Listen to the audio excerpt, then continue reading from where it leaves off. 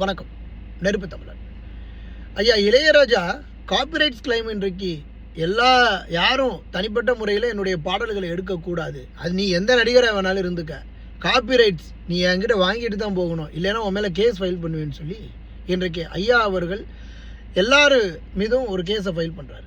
இதற்கு மிக முக்கியமான காரணம் என்ன? இளையராஜா ரொம்ப திமிரு பிடிச்சவரா, அகங்காரம் பிடிச்சவரா, இல்லை இன்னைக்கு பெரிய வசதி வாய்ப்புகள் இருக்கிறேன்னு சொல்லி கொளுத்து போய் ஆடுறாரா அப்படிங்கிற ஒரு கேள்வி எல்லாருக்குமே இருக்குது. இதில் பலரும் அரசியல் சார்ந்து விமர்சனம் பண்ணும்போது பாரதிய ஜனதா கட்சி பக்கம் போயிட்டாப்புல, இன்னொரு விமர்சனம் இவர் ஒரு பறையர் சமூகத்தை சார்ந்தவர் அப்படிங்கிற ஒரு விடயங்களும் இருக்குது. ஆனாலும் உண்மையான விடயம் என்ன அப்படிங்கிறத நம்ம பார்ப்போம். ஒரு ஒப்பந்தம் ஒன்று செய்கிறாங்க, அமெரிக்காவுக்கு போகலாம் அப்படின்னு. அமெரிக்காவுக்கு போகிறதுக்கு ஒரு ஒப்பந்தம் செய்யும்போது ஐயா இவர் இசைஞானி எஸ்பிபி ஐயா பாலசுப்ரமணியம் எல்லாரும் ஒன்றா போகலாம் அப்படின்ற ஒரு ஒப்பந்தம் வருது.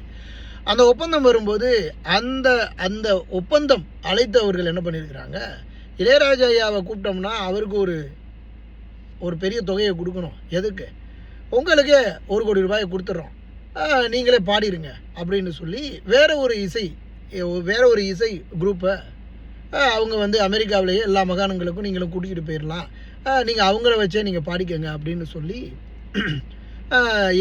எஸ்பிபி ஐயாவுக்கு மொத்த காசையும் கொடுத்துட்றாங்க. 1 கோடி ரூபாய்க்கு மேலே இந்தாங்க, இதுக்கு வாங்கிக்கோங்க, எதுக்குங்க அவருக்கு காசு கொடுத்துக்கிட்டு அப்படின்னு. அதற்கப்புறம் ஐயா எஸ்பிபி அமெரிக்கா முழுவதும், கலிஃபோர்னியா, அங்கே இங்கே நியூ ஜெர்சி எல்லா ஊர்லேயும் நல்லா பாடிட்டு ஒரு பெரிய வருமானத்தை போட்டுட்டு ஊருக்கு போயிட்டாப்புல.